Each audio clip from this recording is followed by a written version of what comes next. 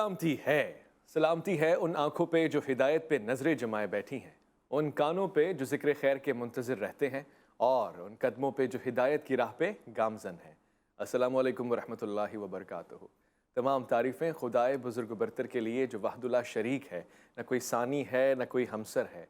दुरूद ला महदूद महबूब रब्बुल वदूद राहतुल आशिकीन मुरादुल मुश्ताकीन हज़रत मोहम्मद मुस्तफ़ा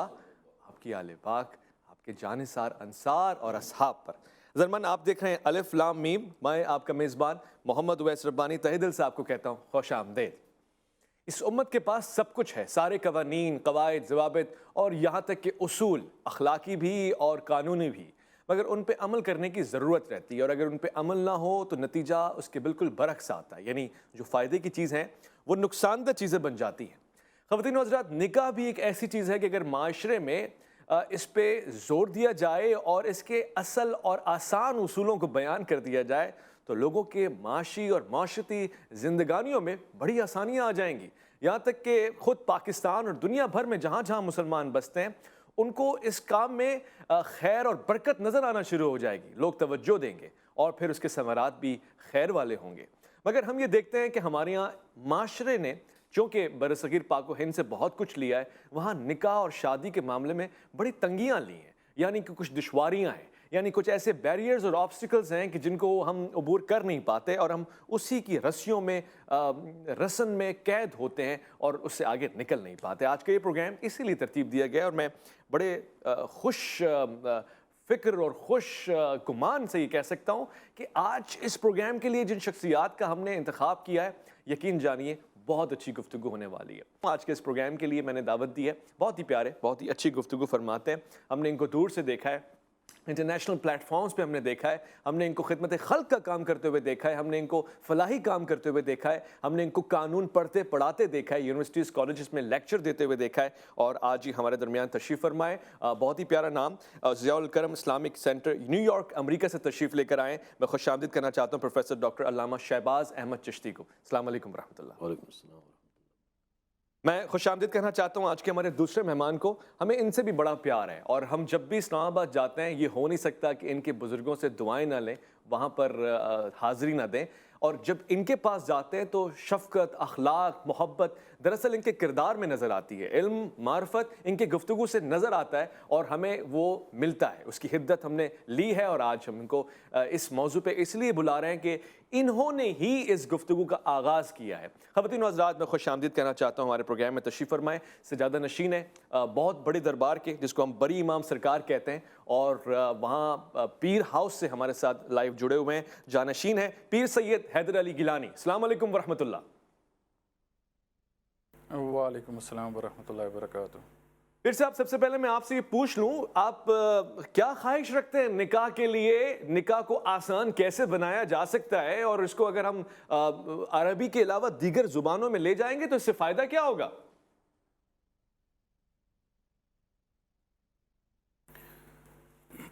आऊज़ु बिल्लाहि मिनश शैतानिर रजीम, बिस्मिल्लाहिर रहमानिर रहीम। नहमदुहु व नुसल्ली व नुसल्लिम अला रसूलिल करीम। अम्मा बाद फ़ाऊज़ु बिल्लाहि मिनश शैतानिर रजीम, बिस्मिल्लाहिर रहमानिर रहीम। अल्लाह ताला कुरान करीम फ़ुरक़ान हमीद में इरशाद फरमाते हैं, वलतकुम मिनकुम उम्मतुन यदऊना इलल खैरि व यामुरूना बिल मारूफ़ व यनहौना अनिल मुनकर व उलाइका हुमुल मुफ़्लिहून। बेशक सदक़ल्लाहुल अज़ीम व सदक़ रसूलुन नबीयुल करीम। ये जो आया मुबारक मैंने आपके सामने तलावत करने का शर्फ़ हासिल किया, इसमें अल्लाह ताला फरमाते हैं कि चाहिए कि तुम में से एक जमात ऐसी हो कि जो भलाई की तरगीब दे, नेकी की तरफ बुलाए और मुनकरात से रोके, और वही लोग फ़लाह पाने वालों में से हैं। बेशक मेरी नज़र से इस ज़मन में हज़ूर नबी करीम सल्लल्लाहु अलैहि वसल्लम का एक कौल गुज़रा। आप सल्लल्लाहु अलैहि वसल्लम इरशाद फरमाते हैं कि वह मैं युरीदुल्लाहु बिही खैरन युफ़क़िहु फ़िद्दीन, कि अल्लाह जब जिससे भलाई करना चाहता है तो उसे दीन की समझ अता करता है। सुभान अल्लाह। तो मैं अक्सर व बेशतर कहता हूँ कि हमें ये दीन की समझ आएगी कहाँ से? जब तक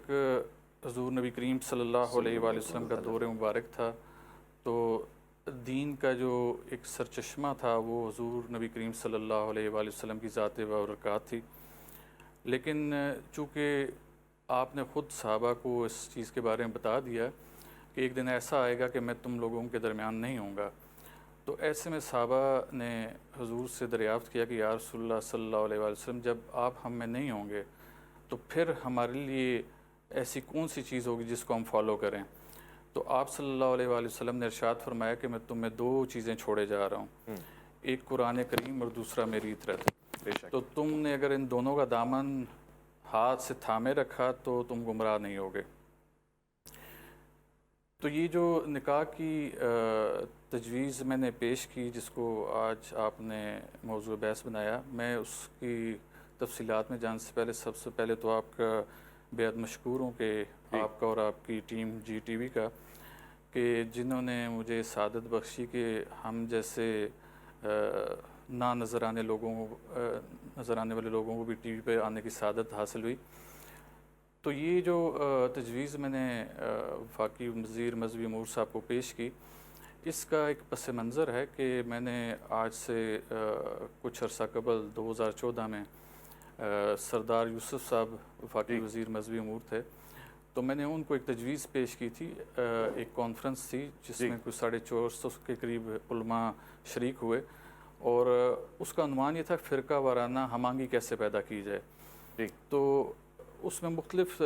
لوگوں کی تقاریر ہوئیں، تو میں نے اس کانفرنس کے طریقہ کار سے اختلاف کیا کہ آپ نے تجاویز کے لیے بلایا تھا اور یہاں پر تقاریر ہو رہی ہیں، تو مجھے کہیں جلدی ہے جانا ہے تو مجھے موقع دیا جائے۔ تو یہ ان کا بڑا پن ہے کہ انہوں نے مجھے موقع دیا، مائک میرے حوالے کیا، تو میں نے انہیں عرض کی کہ اگر آپ فرقہ وارانہ ہم آہنگی پیدا کرنا چاہتے ہیں تو آپ کو ہمارا جو تعلیمی نصاب ہے اس میں تھوڑی سی چینجز لانی پڑیں گی۔ تو انہوں نے پوچھا وہ کیا چینجز ہوں گی، تو میں نے انہیں کہا کہ آپ کو اسلامیات کے سبجیکٹ کو ایک سائڈ پہ کرنا پڑے گا تاکہ ہم جو فرقہ وارانہ تناؤ ہے اس کو کم کریں، اور اس کی جگہ پہ آپ کو قرآن پاک کو ترجمہ کے ساتھ تعلیمی نصاب کا حصہ بنانا پڑے گا۔ بعد میں یہ میری تجویز کو 2016 میں آپٹ کیا گیا، لیکن انفارچونیٹلی برین چائلڈ میرا تھا اور مجھ سے اس بارے میں رابطہ نہ کیا گیا، شاید یہی وجہ ہے کہ وہ اسے مکمل طور سے امپلیمنٹ نہ کر سکے۔ ٹھیک ہے، بعد ازاں جب عمران خان صاحب برسر اقتدار آئے تو ان کو بھی یہ تجویز پیش کی گئی، تو انہوں نے نور الحق قادری صاحب کو اس بارے میں تنبیہ کی، لیکن انہوں نے بھی اس میں کوئی ہیل دلیل کا کام لیا اور آج تک مجھ سے رابطہ نہیں کیا گیا۔ یہ جو بیک گراؤنڈ پس منظر میں نے آپ کے سامنے پیش کیا، میں اس یقین کے ساتھ ہوں کہ چونکہ حضور علیہ السلام نے فرمایا کہ آپ کے ساتھ اللہ اس وقت تک بھلائی نہیں کرتا جب تک آپ دین کو سمجھتے نہیں ہیں۔ بالکل ٹھیک ہے۔ تو ہمیں اللہ تعالیٰ نے دین کی ایک کتاب دے دی، ایک کوڈ آف کنڈکٹ دے دیا، زندگی گزارنے کا سلیقہ طریقہ کار اس میں سارا لکھ دیا۔ ٹھیک ہے، لیکن ہمارے ساتھ المیہ یہ ہے کہ ہماری جو مادری زبان ہے وہ عربی نہیں ہے، صحیح ہے، تو ہم عربی کو سمجھنے سے قاصر ہیں۔ بالکل صحیح فرما رہے ہیں آپ، یعنی ہمیں سمجھ ہی نہیں آتی کہ ہو کیا رہا ہے، گفتگو کیا ہو رہی ہے، ہم اس کو ایک مقدس زبان کی حیثیت سے صرف چوم سکتے ہیں اور ہم اس کی تعظیم کر سکتے ہیں، مگر اس کا جو فہم ہے، جو ادراک ہے، اس سے ہم بہت دور ہیں۔ ڈاکٹر شہباز چشتی صاحب سے پوچھنا چاہتا ہوں، آپ تو چونکہ نیو یارک میں بھی زیادہ وقت دیتے ہیں اور آپ دونوں طرح سے کمپیریزن بھی کر سکتے ہیں، کیا یہی حقیقت ہے کہ اگر عربی میں نکاح پڑھایا جائے یا خطبہ نکاح عربی میں دیا جائے تو بہت سارے لوگ وہاں سمجھ نہیں پاتے؟ غیر ملکی یعنی بین الاقوامی دنیا میں کس طرح سے ہوتی ہے نکاح کی سیرمنی اور اس کا اصل حق کیا ہے؟ آپ کی زبانی جاننا چاہتا ہوں۔ بہت شکریہ اویس روحانی صاحب، سب سے پہلے آپ کا شکر گزار ہوں، آپ نے اس پروگرام میں مجھے انوائٹ کیا اور بہت خوبصورت موضوع آپ نے رکھا، اور آپ جیسی نوجوان شخصیت ماشاءاللہ ان موضوعات کے اوپر جب لوگوں کو لے کر آئے گی تو اس کا اچھا امپیکٹ سوسائٹی کے اوپر ہوگا۔ جہاں تک تعلق ہے نکاح، یہ ایک اسلامی معاشرے اور سماج کی بنیاد ہے نکاح، اور اس میں جو ہے وہ یہ صرف جنسی جذبات کی تسکین ہی نہیں ہے بلکہ یہ احساس بندگی بھی پیدا کرتا ہے، شعور زندگی بھی دیتا ہے، اور یہ صرف اس معاشرے میں نہیں بلکہ رسالت مآب صلی اللہ تعالیٰ علیہ وآلہ وسلم سے قبل اللہ پاک نے قرآن مجید میں ارشاد فرمایا وَلَقَدْ أَرْسَلْنَا رُسُلًا مِّن قَبْلِكَ وَجَعَلْنَا لَهُمْ أَزْوَاجًا وَذُرِّيَّةً، ہم نے آپ سے پہلے جو رسول بھیجے ہیں ان کی بھی بیویاں تھیں، ان کی اولاد تھی، تو اس طرح یہ جو یونٹ ہے فیملی کا، اس کا ذکر اللہ رب العزت نے ایک پچھلے تسلسل کے ساتھ بیان کیا ہے کہ اب جہاں تک تعلق ہے اس بات کا کہ نکاح کا جو ہے وہ عربی خطبہ جو پڑھا جاتا ہے اس کو اردو میں بھی ہونا چاہیے، تو میرا اس میں نقطہ نظر یہ ہے کہ عربی خطبہ رہنا چاہیے۔ ٹیکسٹ کی اپنی ایک برکت ہے، سنت رسول ہے۔ یہ نماز کے اوپر بھی ایک وقت میں اس کے اوپر جو ہے یہ بحث چھڑی تھی کہ نماز فارسی زبان میں نماز پڑھی جائے، تو اس پر علماء نے سخت جو ہے وہ رد عمل دیا، اور انہوں نے اس کے اوپر جمہور کا نقطہ نظر تھا کہ نماز عربی زبان میں بھی ہوگی۔ اسی طرح اب جو پیر صاحب قبلہ بات ارشاد فرما رہے ہیں اس کا سلوشن ہے، اور میں پرسنلی اویس صاحب نیو یارک کے اندر نکاح کنڈکٹ کرتا ہوں، اور اس کو عربی خطبہ پڑھنے کے ساتھ ساتھ میں اس کو انگلش اور اردو میں الیبوریٹ کر دیتا ہوں کہ اس میں میسج کیا دیا جا رہا ہے۔ اب یہ ہے کہ اگر آپ صرف اردو میں پڑھیں گے تو اس کی جو روح ہے وہ روح ختم ہو جائے گی، اور وہ روح صرف زبان رسالت مآب صلی اللہ علیہ وسلم سے نکلے ہوئے کلمات کے اندر ہی ہے۔ اس کی جو خصوصیت ہے، جو برکت ہے، اس کے اندر جو سکون ہے، جو راحت ہے۔ اب آپ تفہیم چاہتے ہیں تو تفہیم آپ اردو میں کر سکتے ہیں۔ اور میں یہ اس کو ایک اچھی تجویز لیتا ہوں، مگر اس پہ بات ہو رہی ہے ایک مختصر وقفہ خواتین و حضرات ہم الف لام میم میں لینے لگے، لوٹ کر آئیں گے، پیر صاحب سے بھی رائے جانیں گے اگر ایسا کر لیں تو کیسا ہوگا۔ الف لام میم میں آپ کا انتظار ہے۔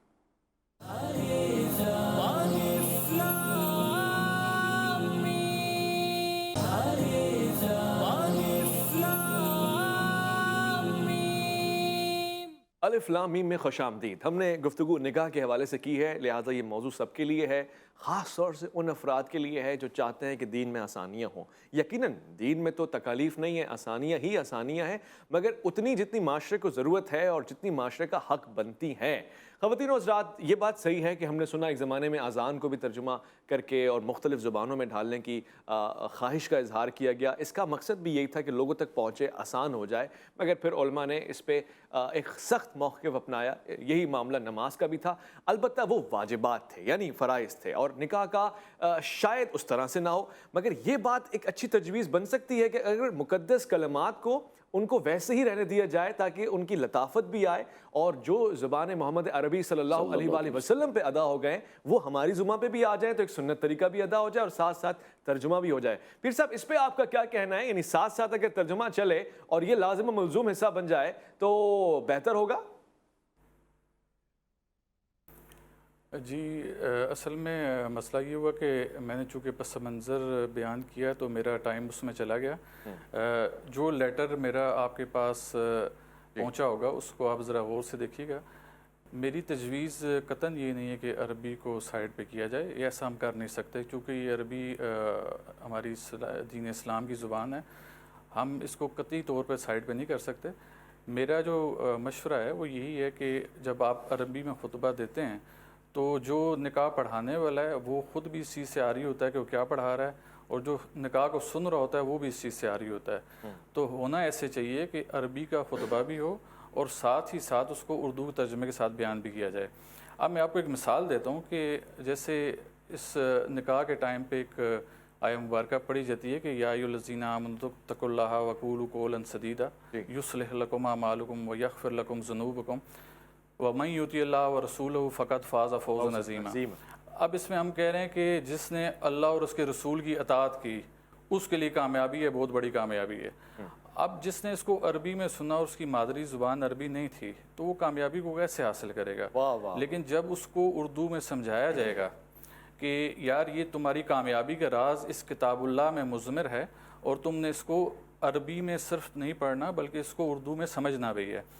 تو پھر اس کو نکاح کا مقصد بھی سمجھ آئے گا، اور جب وہ کتاب اللہ سے رجوع کرے گا تو اسے پتہ چلے گا کہ اللہ تعالیٰ نے ازدواجی زندگی کو خوشگوار طریقے سے گزارنے کے لیے کیا کوڈ آف کنڈکٹ دیا ہے۔ میں آپ کو اس میں ایک چیز واضح کرتا چلوں کہ یہاں پر بات چلی کہ علماء کو اعتراض تھا کہ عربی کو نہ ہٹایا جائے۔ دیکھیں، میں اس چیز کی قرآن سے دلیل دوں گا کہ اللہ تعالیٰ نے قرآن کریم فرقان حمید میں واضح طور پہ فرما دیا کہ یہ جو میں نے قرآن اتارا ہے آپ سورہ حامیم سجدہ کو دیکھ لیں، اس میں اللہ تعالیٰ نے واضح فرما دیا کہ کتاب فصلت آیات و قرآن عربی لقوم یعلم بشیرا و نذیرا، کہ یہ جو قرآن کی آیات ہیں یہ عربی میں اہل عرب کے لیے ہیں تاکہ ان کو خوشی اور ڈر سنا سکے۔ تو اب اگر جب ہمیں عربی میں یہ چیز سمجھ نہیں آئے گی، جب ہم خوشی اور ڈر کو سمجھیں گے کیسے؟ پھر اس کو صرف یہاں تک اللہ نے محدود نہیں رکھا، بلکہ سورہ زخرف میں اللہ تعالیٰ نے اس کو دوبارہ بیان فرمایا، تو یہی کہا کہ یہ جو قرآن کو میں نے عربی زبان میں اتارا، یہ تم لوگوں کے اتارا تاکہ تم سمجھو، یعنی کہ اہل عرب کی طرف اشارہ کیا گیا۔ تو اس سے بڑا یہ چیز واضح ہوتی ہے کہ اگر اس وقت کے لوگ اجمی ہوتے تو اللہ تعالیٰ یہ قرآن کریم کو ہو سکتا ہے اجمی زبان میں اتارتے، اور اسی کا ادراک اللہ تعالیٰ نے سورہ حامیم سجدہ میں ایک اور جگہ کیا بھی۔ آپ فرماتے ہیں کہ اگر ہم اسے اجمی کا قرآن کرتے تو لوگ کہتے کہ لوگ عربی ہیں اور کتاب اجمی ہیں، جی، تو یعنی کہ ایک نہ سمجھ آنے والی چیز پیدا ہوتی کہ عربیوں کے اوپر اجمی قرآن کیوں اتارا گیا۔ جی، تو میں نے باقاعدہ قرآن سے یہ دلیلیں دیکھنے کے بعد میں نے یہ تجویز پیش کی کہ خطبے کو صرف محدود عربی تک نہ کیا جائے، اس کے بعد، اور اس کے لیے ہمیں جو علماء حضرات، جو مفتی حضرات یا دیگر جو مولوی حضرات وہاں پر نکاح پڑھاتے ہیں، ان کی تربیت کرنے کی ضرورت ہے۔ میں آپ کو بڑے وثوق سے کہتا ہوں کہ میں نے جو اس عرصے میں کچھ نکاح پڑھائے، تو میرے ساتھ جو رجسٹرار حضرات موجود تھے، تو میں نے ان سے جب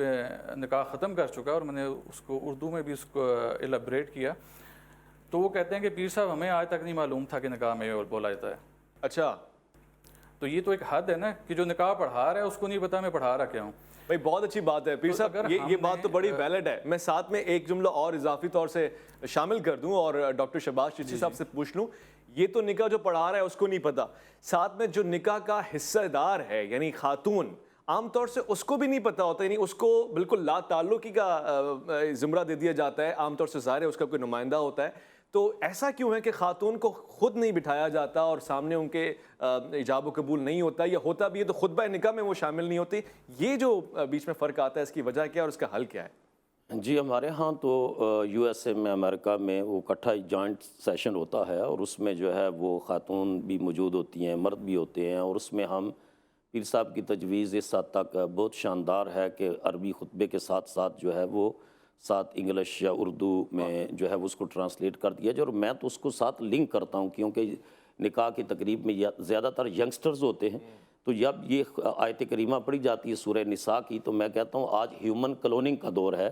جینیٹک انجینئرنگ کے بعد، جب ڈی این اے کی یہ ڈسکوری کے بعد یہ بات آئی کہ ہم کسی ایک سنگل سیل سے کریشن کا پروسیس کر سکتے ہیں، تو میں نے کہا قرآن مجید کی تو یہ سائنسی تصدیق ہو رہی ہے، جس میں اللہ پاک نے فرمایا، جو ہم خطبہ نکاح میں یہ آیت پڑھتے ہیں، یا ایھا الناس اتقوا ربکم الذی خلقکم من نفس واحدہ، لوگوں اس رب سے ڈرو جس نے تمہیں سنگل سیل سے پیدا کیا، اللہ اکبر، وخلق منہا زوجہا، اور یہ بحث بھی پھر ختم کر دیتی ہے یہ آیت کہ تم جو کہتے ہو کہ جی پہلے مرد تھا یا عورت تھے، تو اب تو جینیٹک انجینئرنگ نے یہ کروموسومز کا جو ہے کہ 23 اس طرف ہیں، 23 اس طرف ہیں، وہ پوری ڈیٹیل جو ہے، تو میں سائنٹیفکلی بھی تاکہ ان کی اٹریکشن بھی ہو، دین کے اوپر اعتماد بھی بڑھے، اور وہ مسلمان ہونے کی حیثیت سے پراؤڈ فیل کریں، اللہ کا شکر ادا کریں کہ اللہ پاک نے ہم کو ایک ریلیجن نہیں دیا بلکہ ایک کمپریہنسو کوڈ آف لائف دیا ہے، قرآن حکیم کی صورت میں، سنت رسول کی صورت میں۔ اب یہ بھی اس میں ہونا چاہیے تجویز میں کہ جو ہے وہ مرد کی رسپانسبلٹیز کیا ہوں گی، عورت کی رسپانسبلٹیز کیا ہوں گی۔ حضور علیہ الصلوۃ والسلام نے ارشاد فرمایا،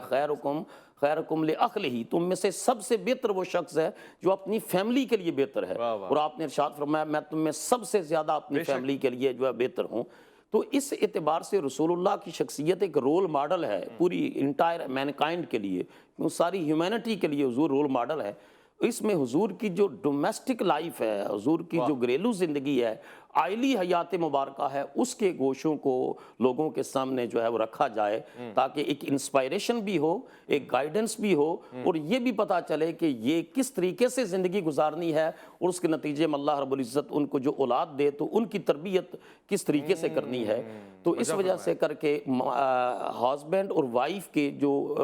حقوق ہیں، جو فرائض ہیں، ان کی وہ بھی بتایا جائے۔ بہت خوب بات آپ نے کی ہے، یقین جانیے بڑا سارا مسئلہ تو یہاں آج کے دور میں ہم دیکھ رہے ہوتے ہیں کہ شادی ایک کیجول سی گیدرنگ ہوتی ہے، اس میں ظاہر معاملات ہو جاتے ہیں، पढ़ाया लिखाया नहीं जाता, उसूल हुकूक बताए नहीं जाते, और दो अनाड़ी लोग मिलके मज़ीद तबाही मचा रहे होते हर लिहाज से, अखलाकी लिहाज से भी, और इसके अलावा एक दूसरे के लिए बाइस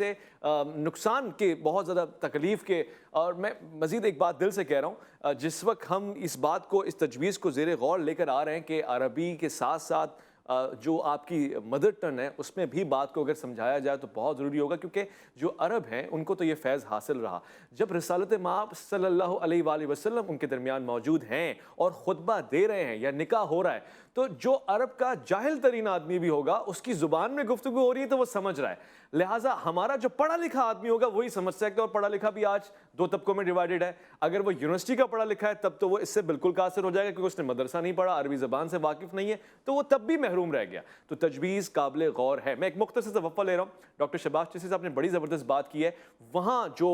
वो माशरे हैं जहाँ पे हम कहते हैं कि डेवलप कंट्रीज़ हैं, वो इस चीज़ को समझ गए हैं। वहाँ कानून बनाने की ज़रूरत नहीं है, बल्कि हम उन लोगों को इस बात की प्यास लगी है, और वहाँ के उलमा भी इससे उनको मुस्तफ़ीद रखते हैं, महरूम नहीं करते, कि तर्जुमा साथ साथ चल रहा है और उसूल भी बताए जा रहे हैं, हुकूक भी बताए जा रहे हैं। लौट कर आएंगे अलिफ लाम मीम में, आपका इंतज़ार है।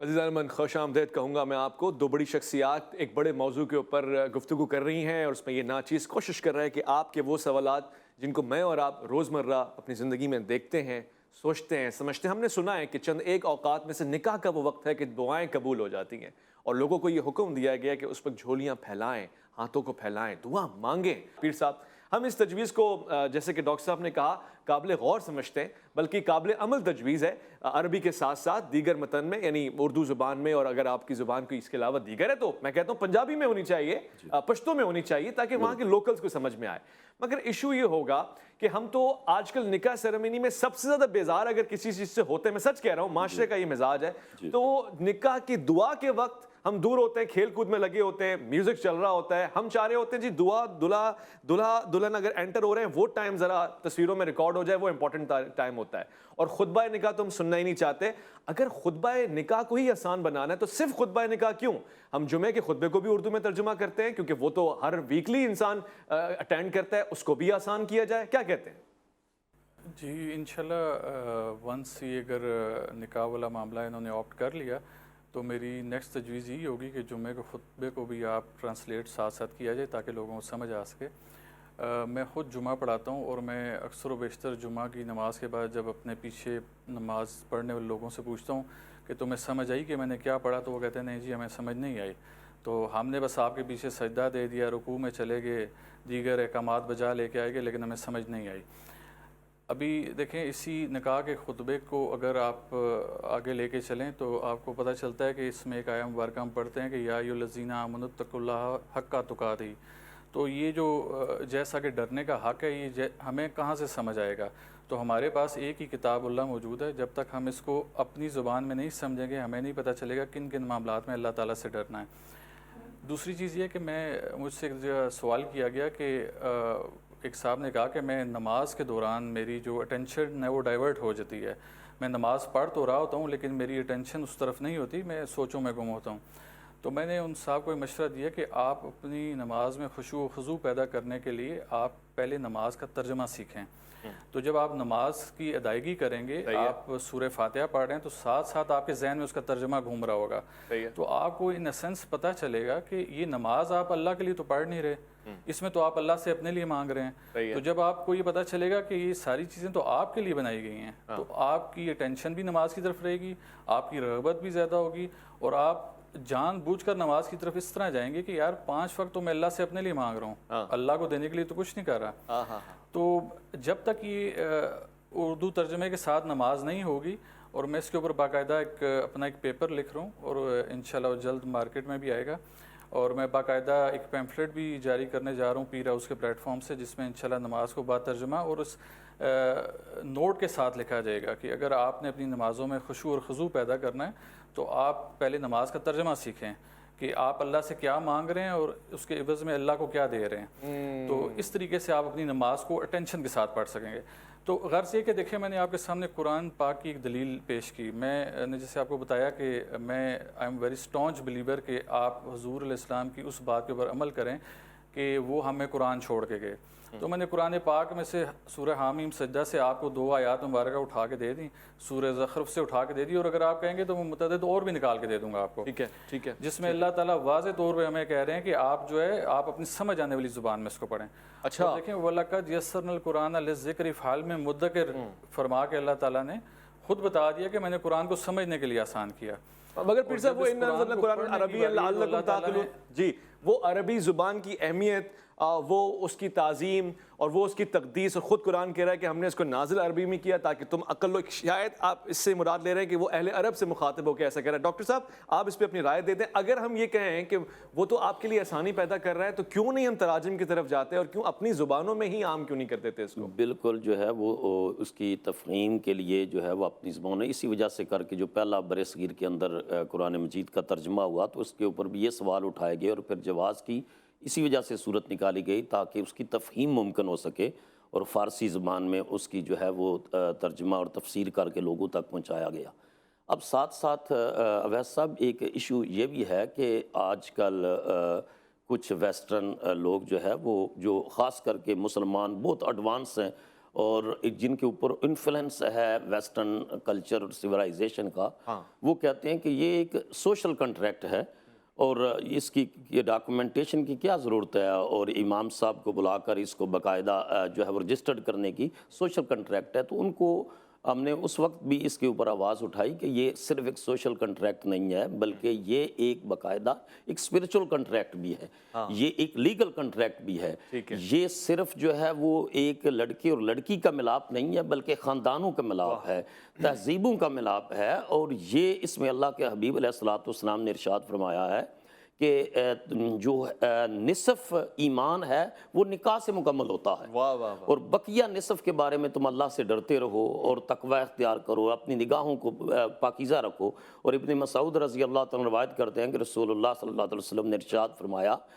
ینگسٹرز کو مخاطب کر کے حضور نے ارشاد فرمایا تم میں سے جو افورڈ کر سکتا ہے اکنامکلی فائنانشلی اس کو چاہیے کہ وہ نکاح کرے. یہ اس کی مینٹل سیٹسفیکشن کے لیے, اس کی انر سیٹسفیکشن کے لیے یہ بہتر ہوگا, کیونکہ دیکھیں نا آپ پیسہ کماتے ہیں تو اس سے سکون کے لیے, اور سکون اللہ تعالیٰ نے قرآن مجید میں فرمایا کہ میں نے جو ہے وہ تمہارے جو پارٹنر ہے اس کے اندر سکون رکھ دیا تمہارے لیے. جتنی بھی دولت ہو وہ اکیلا تو وہ اس میں کچھ نہیں کر سکے گا. مگر ڈاکٹر صاحب آپ اتنے بڑے دل والے, میں جسارت کر رہا ہوں پوچھنے کے لیے, اور ایک مختصر سوال ہے. کچھ ہم نے ایسے ولی اللہ دیکھے نا ان کی زندگی پر نکاح نہیں ہوتے, شاید میں یہ نہیں کہہ رہا مجذوب لوگوں کے, اس کے علاوہ بھی, تو یہ بھی کیفیت ہوتی ہے؟ نہیں بالکل, جو رہبانیت یہ کرسچینٹی میں تھا, عیسائیت میں تھا کہ جو راہب اور ننز ہیں وہ نکاح کے بغیر رہیں, وہ سمجھتے ہیں کہ یہ قرب الہی کا ذریعہ ہے. اسی طرح بدھزم میں, جینزم میں, ان جو ڈیوائن اور نان ڈیوائن ریلیجنز کے اندر یہ کنسیپٹ رہا ہے کہ ہم ازدواجی زندگی میں داخل نہیں ہوں گے اور ہم اس کے بغیر اللہ کا زیادہ قرب اور پیورٹی حاصل کر سکیں گے. مگر قرآن مجید نے ان کے اس تصور کی نفی کی, ارشاد فرمایا وَرَحْبَانِيَةً ابْتَدَعُوهَا مَا كَتَبْنَا عَلَيْهِمْ, اور یہ رہبانیت انہوں نے خود گڑ لی ہے, ہم نے ان کے اوپر لاگو نہیں کی. رسول اللہ صلی اللہ علیہ وسلم کو پتا چلا کہ کوئی صحابہ کرام نے یہ طے کیا ہے کہ ہم شادی نہیں کریں گے, ہم راتوں کو جاگیں گے اور دن کو روزہ رکھیں گے. تو رسول اللہ صلی اللہ علیہ وسلم نے ان کو ارشاد فرمایا میں تم میں سب سے زیادہ اللہ سے ڈرنے والا ہوں, میں ہوں اور اللہ کا تقوی اختیار کرتا ہوں, اور میں نے شادیاں بھی کی ہیں, میں رات کو جاگتا بھی اور سوتا بھی ہوں. تو جو ایک نیچرل ہیومن لائف ہے وہ اسلام کے اندر ہے. میں پیر صاحب سے ایک سوال پوچھ لوں, میرے پاس انتہائی کم سیکنڈز رہ گئے, مگر ظاہر ہے ایسا نہ ہو کہ نظر انداز ہو جائے ہمارے معاشرے کا وہ طبقہ کہ جس پہ ہم انحصار کرتے ہیں, یقیناً خواتین کے حوالے سے. پیر صاحب ایسا ممکن ہے, اس میں کوئی شرعی قباحت تو نہیں ہے, خواتین اگر نکاح پڑھائیں تو, یعنی نکاح خواہ اگر خواتین ہوں؟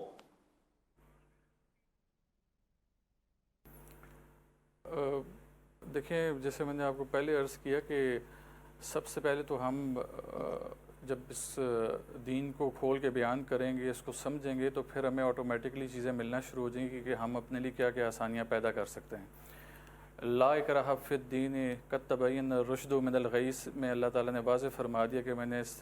میں سختی نہیں رکھی ہے. بے شک. تو اگر ہمیں اس میں کوئی بہتری نظر آتی ہے, کوئی اپرچونٹی ایسی نظر آتی ہے کہ اس سے معاشرے میں بہتری لائی جا سکتی ہے,